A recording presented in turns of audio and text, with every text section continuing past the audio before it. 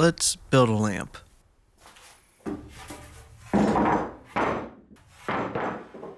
This is decades old air-dried walnut, and it's just the right size to use for the body of this build.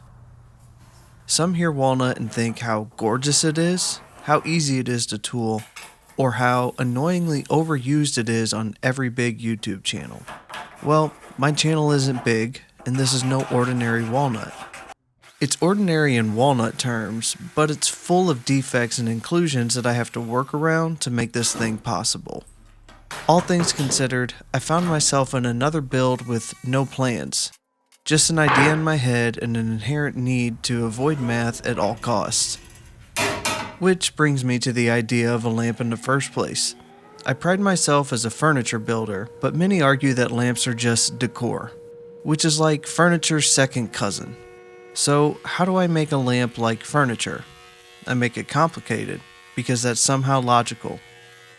The idea is to make nearly every cut on this a compound angle, but still maintain a square, modern look. The first step into making this idea come to life was to get a flat face on everything and reveal what's been hiding underneath the surface of these boards all these years. This helped me get a clear look at the knots and voids, but also showed some stunning grain and figure. It's been said that weight, is a sign of good quality. To achieve this, I ran each piece through the planer little by little until they were all the same thickness and stopped, leaving me with the most weight, as possible. Along with preserving the most amount of thickness, I did the same with the width of each by cutting them in half at the table saw. I knew that I wanted this lamp to be tall, but I didn't know how tall. So I just marked out some rough cut lines at the maximum length I could in order to cut down to a proper size later on. These aren't meant to be exact, just reference points so I know which boards provide the long faces and which way to cut the compound miters. I never really built a large project full of compound angles before, so I started with the basics, like squaring my table saw blade. Compound angles mean compounded problems. The smallest error can cause large gaps when assembling this thing, so math was out of the question, at least for me. After scouring the internet for the easiest way to cut these, I came across this method. I set my miter gauge to 45 degrees and used a small scrap block to lift the workpiece to a compounded angle. Do I know what this angle is? No. And I don't need to know, as long as I use this same scrap block for each cut. Whenever I'm building on ideas rather than plans, I always check my work through the process because I tend to make more mistakes than not. And as you can see here, laying these out gave me a little bit of confidence because that little scrap block trick actually seemed to work, let alone on the first try. Things never typically work out on the first try for me, which is why I mark workpieces for joinery. Kind of like surgeons marking which part of the body they need to work on. I've been known to cut off the wrong parts on my projects. To make things simple, I'm using a domino joiner.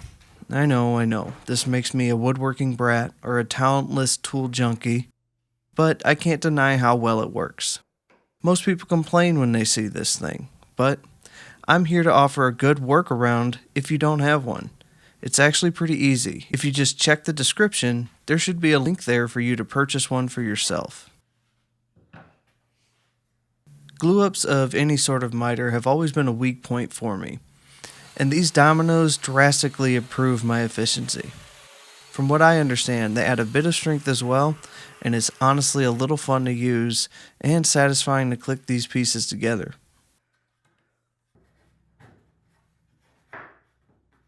I really wanted to focus on aesthetics for this build, so I decided to get a little dangerous.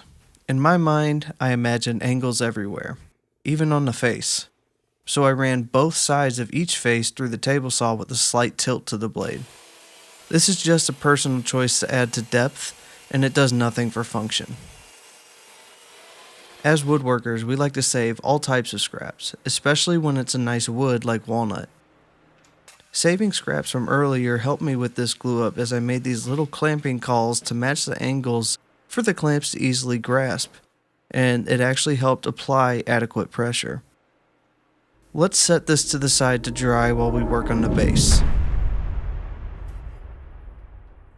The base can often be an overlooked portion of a build as far as aesthetic choices go. Many builders rely on the body or top of their projects as the focal point. I wanted this base to complement the body but also leave non-woodworkers wondering with questions like, how did he do that? I had this oak sitting in my lumber stack and figured it offered the perfect color contrast from the walnut. The tough part here was finding the correct angle to correspond to the compound angle of the body, with the goal of them making a 180-degree or perfectly vertical line. I copied the body's angle with this angle finder and set the blade tilt to match it exactly. This only works for the bottom of the base, which was cut with the workpiece lying flat on the table saw's surface. The top was different. It had to be flipped on its side and ripped vertically. This essentially doubles the angle on the bottom to bring it together as a miter joint. This miter should, in theory, correspond with the body to allow a perfectly vertical lamp. I also wanted this base to be completely enclosed, so I cut compound angles on each side to allow for a small triangle to fit into. Here's a POV shot showing the gist of everything I just cut. You can see how this pyramid shape comes together, eventually becoming visually appealing. Speaking of pyramids, nearly every time I make something, I wonder how the Great Pyramids were made. I'd like to imagine massive stone-cutting table saws and sedan-sized domino joiners being used by a couple people in loincloths and fabric crocs. I actually typed that exact description into AI, and this is what it came up with. AI is weird. Utilizing cutoffs as cauls again, I used the blue tape trick to attach them across the workpiece. Saving these cutoffs make glue up a breeze, and using the blue tape trick means I can save them for later use, or the fire pit. Just a few clamps and a little PVA glue makes them perfectly strong, hopefully. Now I'll just let this sit overnight in the dark. And we're back, this time to work on the wire. On previous lamps I've made, I always did my best to hide the wire seamlessly. This time, I want to make it apparent, but in an attractive way. Since this lamp is so tall, I needed to keep the wire running the most direct route through the frame. By marking my beginning and end points, this assured me I wouldn't overdo it.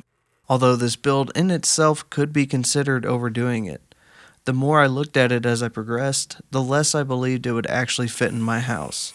This is what I get for avoiding math at all costs. A lamp that's too damn big. I did some research and found that super tall lamps are actually sought after and come with a hefty price tag. Some are even upwards of $5,000, which is insane for something that's sole purpose is to screw in a light bulb and provide light. If only Thomas Edison knew what he was creating way back when, maybe we'd still be using candles. Speaking of candles, I almost turned this thing into one massive candle by cutting too deep with a dull, downcut router bit. It's blatantly obvious due to the massive plume of smoke that began encompassing the screen.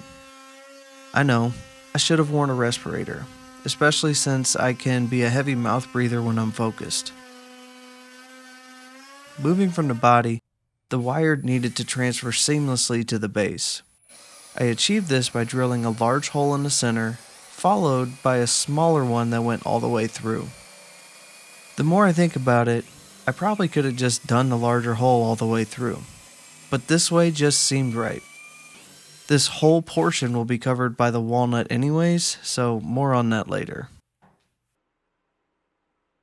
If you remember the beginning, when I talked about how I needed to avoid defects and such, there were still some I couldn't work around. These will just be character flaws and easily remedied with some black CA glue, because black and walnut is the YouTube standard. Shout out Blacktail. I like using a card scraper over sandpaper to bring down CA glue. It's just way cleaner and it doesn't leave the wood all wavy. I only have one sander and it has a 6-inch base, which means it was a hell of a time sanding these odd angles without rounding over the corners unnecessarily. I really should have thought this out beforehand, because it probably would have been easier to sand before it was glued up. That's one thing I've learned about woodworking, or any skill set for that matter. The best way to learn is usually by mistakes. I can do something right 100 times, but as soon as I mess it up, I'll remember that mistake forever. I made many mistakes in the build. The corners aren't completely tight, the lamp is too tall, there's plenty of chip out across the piece, but I'm still happy with my progress. I'll never get anywhere by comparing myself to the greats, but I'll certainly get far by striving to be my own version of them. Like Mark Spagnuolo, the Wood Whisperer. He lives like 3 minutes away from me now.